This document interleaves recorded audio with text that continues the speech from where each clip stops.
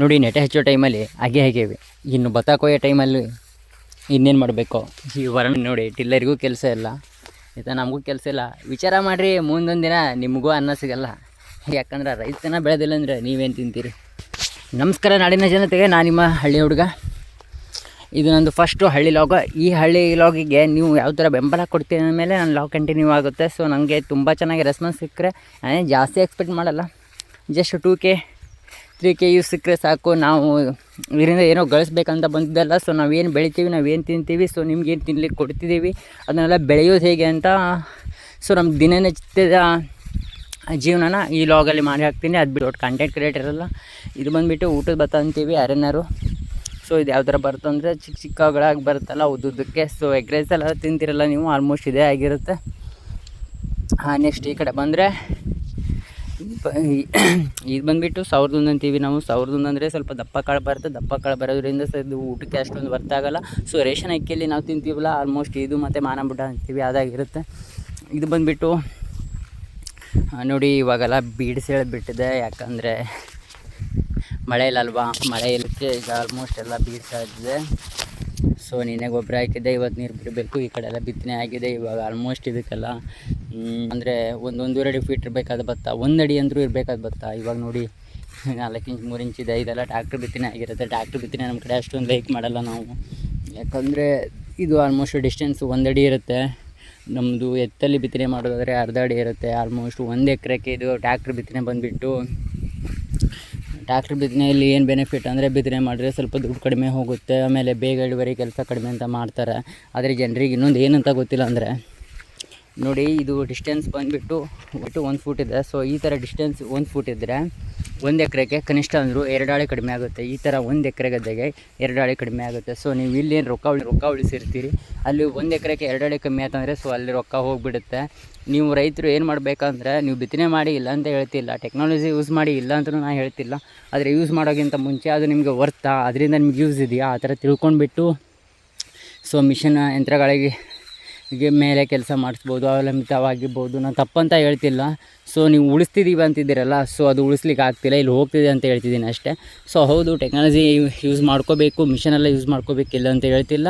But ಆದರೆ ಈ ಥರ ಆಗುತ್ತೆ. ಉಳಿಸ್ತೀವಿ ಅನ್ನೋದೆಲ್ಲ ಇಲ್ಲ, ರೈತರ ಹತ್ರ ಉಳಿಸೋದಂತ ಏನಿಲ್ಲ, ಎಲ್ಲ ಕಳ್ಕೊಳ್ಳೋದೆ. ಯಾಕಂದರೆ ಹಣೆ ಬರದಲ್ಲೇ ಎಲ್ಲ ಆ ಥರ ಆಗ್ಬಿಟ್ಟಿದೆ. ಸೊ ಏನು ಮಾಡಲಿಕ್ಕಾಗಲ್ಲ. ಸೊ ನೋಡಿ, ನೆಟೆ ಹಚ್ಚೋ ಟೈಮಲ್ಲಿ ಹಾಗೆ ಹೇಗೇವಿ. ಇನ್ನು ಭತ್ತ ಕೊಯ್ಯೋ ಟೈಮಲ್ಲಿ ಇನ್ನೇನು ಮಾಡಬೇಕು? ಈ ವರ್ಣನ ಆರ್ಭಟಕ್ಕೆ ನಾವೇ ಕಂಗಾಲಾಗೇವಿ. ಸದಾ ಈ ಟೈಮಿಗೆ ಹಚ್ಚ ಹಸಿರಿಂದ ಕಂಗೊಳಿಸಬೇಕಾದ ಭೂಮಿ ಈ ವರ್ಷ ಬರಡಾಗಿ ಬೆಳೆ ಇಲ್ಲದೆ ಕೂತಿದೆ. ನೋಡಿ, ಇಷ್ಟು ವರ್ಷ ಅರ್ಲಲ್ಲಿ ಉಳುಮೆ ಮಾಡಬೇಕಾದ ಟಿಲ್ಲರು ಈ ವರ್ಷ ಈ ಥರ ಒಣ ನೆಲದಲ್ಲಿ ಉಳುಮೆ ಮಾಡ್ತಿದೆ. ಕಾಲ ಇಂಪ್ರೂವ್ಮೆಂಟ್ ಆದಂಗೆ ಟೆಕ್ನಾಲಜಿ ಅಂತಾರಲ್ರಿ, ಇದೇ ನಮ್ಮದು ಟೆಕ್ನಾಲಜಿ. ನೋಡಿ, ಟಿಲ್ಲರಿಗೂ ಕೆಲಸ ಇಲ್ಲ, ಆಯಿತಾ, ನಮಗೂ ಕೆಲಸ ಇಲ್ಲ. ವಿಚಾರ ಮಾಡಿರಿ, ಮುಂದೊಂದು ದಿನ ನಿಮಗೂ ಅನ್ನ ಸಿಗಲ್ಲ. ಯಾಕಂದ್ರೆ ರೈತನ ಬೆಳೆದಿಲ್ಲ ಅಂದರೆ ನೀವೇನು ತಿಂತೀರಿ? ನೋಡಿ ಗಾಯ್ಸ್, ಇದೆಲ್ಲ ಬಂದುಬಿಟ್ಟು ಸೆಣಬು ಅಂತೀವಿ ನಾವು. ಸೆಣಬು ಏನಕ್ಕೆ ಹಾಕಿರ್ತೇವೆ ಅಂದರೆ ಭೂಮಿ ಫಲವತ್ತವಾಗಿ ಕಸುವಾಗಿ ಬರುತ್ತೆ, ಇದೆಲ್ಲ ಕೊಳ್ತೋದ್ರೆ ಅಂತೇಳಿ ಹಾಕಿದ್ವಿ. ಸೊ ಈ ವರ್ಷ ಮಳೆ ಇಲ್ಲ, ಹಾಗಾಗಿ ಸೆಣಬು ಕೂಡ ಅಷ್ಟೊಂದು ಚೆನ್ನಾಗಿ ಬೆಳೆದಿಲ್ಲ. ಇದಿಷ್ಟಾಗಿರುತ್ತೆ. ಸೊ ನಮ್ಮ ಟಿಲ್ಲರ್ ಕೂಡ ಅಲ್ಲೇ ನಿಂತುಬಿಟ್ಟಿದೆ, ಅದಕ್ಕೂ ಕೆಲಸ ಇಲ್ಲ, ನಮಗೂ ಕೆಲಸ ಇಲ್ಲ ನಂಗಾಗಿದೆ. ಇವಾಗ ಡೈಲಿ ಗದೆ ಬರೋದು, ಏನೋ ಒಂದು ಆಗುತ್ತೆ ಅಂತ ಏನೋ ಒಂದು ಕೆಲಸ ಮಾಡೋದು. ಸೊ ಏನೂ ಆಗ್ತಿಲ್ಲ. ಇವತ್ತು ಕೂಡ ಮಾರ್ನಿಂಗ್ ಎದ್ದು ಕೆಲ್ಸಕ್ಕೆ ಹೋಗ್ಬೇಕಂತ ಅಂದ್ಕೊಂಡೆ. ಮಳೆ ಆಗ್ಬೋದು, ಟಿಲ್ಲರ್ ಹೊಡಿಬೋದು, ಅರ್ಲ್ ಮಾಡ್ಬೋದು ಅಂತ ಬಂದ. ಸೊ ಇದಕ್ಕೆ ನಿನ್ನೆ ಅಷ್ಟೇ ರೂಟ್ ಹೊಡೆಸ್ಕೊಂಡೆ. ಇದನ್ನು ಹಸಿಯಲ್ಲಿ ಹೊಡೆಸ್ಬೇಕಿತ್ತು. ಸೊ ನೀರಿಲ್ಲದಕ್ಕೆ ಒಣಗಲೆಲ್ಲ ಹೊಡೆಸ್ಕೊಂಡೆ. ಇದಕ್ಕೆ ನೀರು ಬಿಟ್ಟು ಮುಖ ಟಿಲ್ಲರ್ ಹೊಡೆದು ನೆಟೆ ಮಾಡೋಣ ಅಂತ ಇಟ್ಕೊಂಡೀನಿ. ಸೊ ಮಳೆ ಬಂದರೆ, ಇಲ್ಲಾಂದರೆ ಇಲ್ಲ. ಸೊ ಇದಕ್ಕೆಲ್ಲ ನಿನ್ನೆ ಆಲ್ರೆಡಿ ಗೊಬ್ಬರ ಹಾಕಿದ್ದೀನಿ. ಇವತ್ತು ನೀರು ಬಿಡಬೇಕು. ಸೊ ಪೈಪಲ್ಲಿದೆ, ನನ್ನ ಮೋಟ್ರ್ ಬಂದುಬಿಟ್ಟು ಆ ಕಡೆ ಇನ್ನೊಂದು ಬೈಲಲ್ಲಿದ್ದೆ, ಅಲ್ಲಿ ಹೋಗಿ ಇವಾಗ ಮೋಟ್ರ್ ಆನ್ ಮಾಡಿಕೊಂಡು ನೀರು ನೋಡೋಣ. ಕರೆಂಟ್ ಇದೆಯೆಲ್ಲೋ ಗೊತ್ತಿಲ್ಲ. ಇವಾಗ ಟೈಮ್ ಸರಿ ಕರೆಂಟ್ ಕೂಡ ಕೊಡ್ತಿಲ್ಲ. ಹಳ್ಳಿ ಹುಡುಗರ ಲೈಫು ತುಂಬಾ ಕಷ್ಟ ಇದೆ. ಹಂಗದಕ್ಕೆ ಇವಾಗ ಹಳ್ಳಿ ಮಕ್ಕಳಿಗೆ ಹೆಣ್ಣು ಸಿಗ್ತಿಲ್ಲ. ನೋಡಿ, ನಾವೆಲ್ಲ ಟೆಕ್ನಾಲಜಿನ ನಾವು ಯೂಸ್ ಮಾಡ್ಕೊತೀವಿ. ಬರೀ ಎಲ್ಲ ಪೈಪ್ ಕಳಿಸಿ ಆಗ್ತಾನೆ ಅಂತೇಳಿ. ಸೊ ಇವಾಗ ಹಿಂಗೆ ಮಾಡೋಕೆ ಕಲ್ತ್ಕೊಂಡೇವಿ. ಸೊ ಗಾಯ್ಸ್, ನೀರು ಬಿಟ್ಟು ತೋರಿಸ್ತೇನೆ ಅಂದ್ಕೊಂಡೆ. ಸೊ ಮಳೆ ಸಿಕ್ಕಾಬಟ್ಟೆ ಆಗಿದೆ ಇವಾಗ, ಮಳೆ ಆದ ಕಾರಣ. ಸೊ ನಾನು ಆಲ್ರೆಡಿ ಮೋಟ್ರ್ ಆಫ್ ಮಾಡಿದ್ದೀನಿ. ನಿಮಗೆ ನೆಕ್ಸ್ಟ್ ಇಲ್ಲ ಅಗಿ ಮಡಿಯಲ್ಲಿ ಯಾವ ಥರ ನೀರಿದೆ ಅಂತ ತೋರಿಸ್ತೀನಿ, ಬನ್ನಿ ನೋಡಿ. ರೈತರು ಅಡಿಕೆ ಗಿಡಕ್ಕೆ ಎಲ್ಲ ಸಂಪಿದೆ, ಹೋಗ್ತಾರೆ ಅಡಿಕೆ ಈ ವರ್ಷದಲ್ಲಿ. ನಮ್ಮ ಹೊಲ ಎಲ್ಲಿ ಅಡಿಕೆ ಗಾಯ್ಸ್, ನಾವು ಇತ್ತಾಗ ಮೀನಿಗೆ ಅಲ್ಲ, ಏಡಿಗೆ ಏಡು ಎಲ್ಲ, ನಾವು ಕಪ್ಪೆ ಒಂಥರ ಗಾಯ್ಸ್, ತಿನ್ನೋಕ್ಕೂ ಬರಲ್ಲ. ಇದೊಂದು ಬದುಕಿ, ಇದೊಂದು ಜನ್ಮವೇ, ಎಂತಹ ದುರ್ವಿಧಿ, ಇದೆಂತಹ ದುರ್ವಿಧಿ. ಇರುವ ಆಸ್ತಿನ ಹಸುಗಳಿಗೆ ಹುಲ್ಲಾಕಿ ಬೇರೆ ಜಮೀನು ಮಾಡ್ಕೊಂಡೇವಿ. ನಮ್ಮ ಹೊಲ ಜಮೀನು ಸ್ವಲ್ಪ ಇದೆ. ನಾ ಏನು ಇದೆ ಕಪ್ಪೆ, ಏನಕ್ಕೂ ಯೂಸ್ ಇಲ್ಲ. ನಾವು ನೀರಲ್ಲಿ ಇರ್ಬೋದು ಅಷ್ಟೇ, ಏನೂ ಮಾಡೋಕ್ಕಾಗಲ್ಲ, ತಿನ್ನೋಕ್ಕೂ ಯೂಸ್ ಇಲ್ಲ. ಸೊ ಗಾಯ್ಸ್, ಅಡ್ಗೆ ಮಡಿಯಲ್ಲೆಲ್ಲ ನೀರು ನಿಂತಿದೆ. ಸೊ ನಾನು ಮೋಟ್ರ್ ಆನ್ ಮಾಡಿದ್ದೆ ಒಂದು 10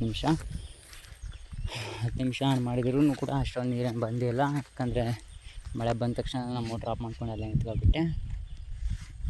ಸೊ ಅಡ್ಗೆ ಮಡಿಗೆ ಇವಾಗ ನೀರು ಸಾಕು. ಮಳೆ ಇವತ್ತಿಂದ ಲೈಟಾಗಿ ಮಳೆ ಆಗಿದೆ. ಸೊ ನೋಡಿ, ಮಣ್ಣೆಲ್ಲ ತ್ಯಾವವಾಗಿದೆ. ಇದೇ ಥರ ಮಳೆ ಕಂಟಿನ್ಯೂ ಆದಲ್ಲಿ ಸೊ ಬೆಳೆ ಬರುತ್ತೆ. ಅಲ್ಲಿ ಮೇಲ್ಗಡೆ ಕಾಣೋ ಹೊಲಕ್ಕೆ ನಾನು ಇವತ್ತು ನೀರು ಬಿಡೋಣ, ನಾಳೆ ಟಿಲ್ಲರ್ ಬಿಡೋಣ ಅಂದ್ಕೊಂಡಿದ್ದೆ. ಸೊ ಮಳೆ ವಾತಾವರಣ ಯಾಕೋ ಇದೆ, ಹಾಗಾಗಿ ನೀರು ಬಿಡಲ್ಲ ನಾನು. ಮತ್ತು ಮಳೆ ಬಂದು ಎಲ್ಲರೂ ಲೈನೆಲ್ಲ ಇದಾದ ಅಂದರೆ ಸೊ ಮೋಟ್ರಿಗೆಲ್ಲ ಎಫೆಕ್ಟ್ ಆಗುತ್ತೆ. ಹಾಗಾಗಿ ಗಾಳಿ ಮರ ಬಿತ್ತು ಅಂದರೆ ಸೊ ಇವತ್ತು ನಾನು ನೀರು ಬಿಡಲ್ಲ. ನೋಡಿ, ಬಿಟ್ಟಿರೋ ನೀರೆಲ್ಲ ಇದೆಲ್ಲ ಮಳೆ ಬಂದು ತುಂಬ್ಕೊಂಡಿರೋದು. ಸೊ ನಾನು ನಿನ್ನೆ ಗೊಬ್ಬರ ಹಾಕಿದ್ದೆ ಅದಕ್ಕೆ. ಇವಾಗ ಇಲ್ಲಿ ಏನು ಬೆಳಿತೀನಿ ಅದು ನಿಮ್ಗೆ ಕಂಪ್ಲೀಟ್ ಅಪ್ಡೇಟ್ ತೊಗೊಡ್ತೀನಿ. ಯಾವ ಥರ ಬೆಳೆಯೋದು, ಸೊ ಯಾವ ಥರ ನೆಲ ರೆಡಿ ಮಾಡ್ಕೊಳ್ಳೋದು, ಭತ್ತ ಹೇಗೆ ರೆಡಿ ಆಗುತ್ತೆ ಹಚ್ಚೋದ್ರಿಂದ ಹಿಡಿದು, ಸೊ ಭತ್ತ ಹೇಗೆ ರೆಡಿಯಾಗಿ ಅಕ್ಕಿ ಆಗಿ ಹೇಗೆ ಬರಲಿಕ್ಕೆ ಸಾಧ್ಯ ಅದನ್ನು ನಿಮ್ಗೆ ಕಂಪ್ಲೀಟಾಗಿ ತೋರಿಸ್ತೀನಿ. ನಾನು ಇದು ಬೇರೆಯವ್ರ ಜಮೀನು ಮಾಡ್ಕೊಂಡಿರೋದು. ನಾನು 1 ಎಕರೆ ಇದೆ. 1 ಎಕರೆಗೆ ಸೊ ಎಷ್ಟು ಭತ್ತ ಬೇಕು ನೆಟೆ ಮಾಡಲಿಕ್ಕೆ, ಎಷ್ಟು ಗೊಬ್ಬರ ಬೇಕು, ಎಷ್ಟು ಖರ್ಚಾಗುತ್ತೆ ಮತ್ತು ಎಷ್ಟು ಆದಾಯ ಬರುತ್ತೆ, ಸೊ ನಾನು ಅವ್ರಿಗೆ ಎಷ್ಟು ಕೊಡ್ತೀನಿ, ಪ್ರತಿಯೊಂದು ಡೀಟೇಲ್ಸ್ ನಿಮಗೆ. ನೀವೇನು ತಿಂತಿದ್ದೀರಲ್ಲೋ ಇವಾಗ ಅನ್ನ, ಸೊ ಅದು ಹೇಗೆ ರೆಡಿ ಆಗುತ್ತೆ ಅಂತ ನಿಮ್ಗೆ ಗೊತ್ತಾಗಬೇಕಂದ್ರೆ ನನ್ನ ಅಕೌಂಟನ್ನ ಫಾಲೋ ಮಾಡಿ ಇಟ್ಕೊಳ್ಳಿ. ನಿಮಗೆ ಪ್ರತಿಯೊಂದು ಅಪ್ಡೇಟ್ ಇರುತ್ತೆ. ಸೊ ನಾವು ಹೇಗೆ ನೆಟೆ ಮಾಡ್ತೀವಿ ಮತ್ತು ನಾವು ಹೇಗೆ ಗೊಬ್ಬರ ಹಾಕ್ತೀವಿ, ಎಷ್ಟು ಕೆಮಿಕಲ್ ಯೂಸ್ ಮಾಡ್ತೀವಿ, ಸೊ ನೀವು ಅದು ಪೂರ್ತಿ ಆರ್ಗ್ಯಾನಿಕ್ಕಾ ಮತ್ತು ಕೆಮಿಕಲ್ ಕೂಡ ಯೂಸ್ ಮಾಡ್ಬೋದಾ ಮಾಡಲ್ವಾ, ಕಂಪ್ಲೀಟ್ ಅಪ್ಡೇಟ್ ಬರುತ್ತೆ. ಸೊ ಗೈಸ್, ಒಂದೇ ಮಾತಲ್ಲಿ ಹೇಳಬೇಕಂದ್ರೆ ಸೊ ಭತ್ತ ಹೇಗೆ ಬೆಳಿಬಹುದು, ಸೊ ನೀವು ಅದನ್ನು ಊಟ ಮಾಡಲಿಕ್ಕೆ, ಇವಾಗ ನೀವು ಊಟ ಮಾಡ್ತೀರಲ್ವ, ಸೊ ಅದನ್ನು ನಾವು ಹೇಗೆ ರೆಡಿ ಮಾಡ್ತೀವಿ, ಅನ್ನ ಹೇಗೆ ರೆಡಿ ಮಾಡ್ತೀವಿ ಅನ್ನೋದು ಕಂಪ್ಲೀಟಾಗಿ ಸೊ ನಿಮಗೆ ಕಂಪ್ಲೀಟ್ ಅಪ್ಡೇಟ್ ಬರುತ್ತೆ. ಇದಾಗಿತ್ತು ಇವತ್ತು ಹಳ್ಳಿ ಹುಡುಗನ ದಿನಚರಿ. ಮತ್ತು ಪಾರ್ಟ್ 2 ಬರ್ತೀನಿ. ವಿಡಿಯೋ ಲೆಂತಿ ಆದ ಕಾರಣ ಯೂಟ್ಯೂಬಲ್ಲಿ ನಂದು 10 ಮಿನಿಟ್ಸ್ ಮೇಲೆ ವಿಡಿಯೋ ಅಪ್ಲೋಡ್ ಆಗ್ತಿಲ್ಲ. ಸೊ ಅದ್ರ ಬಗ್ಗೆ ಯಾರಿಗಾರು ಮಾಹಿತಿ ಗೊತ್ತಿದ್ದಲ್ಲಿ ಕಮೆಂಟ್ ಮಾಡಿ, ಮತ್ತು ಪಾರ್ಟ್ 2 ಅಂತ ಕಮೆಂಟ್ ಮಾಡಿ. ಪಾರ್ಟ್ 2 ಅಲ್ಲಿ ಮತ್ತೆ ಬರ್ತೀನಿ, ಅಗ್ರಿಕಲ್ಚರ್ ಬಗ್ಗೆ ನಿಮಗೆ ತಿಳಿಸ್ತೀನಿ. ನಮಸ್ಕಾರ.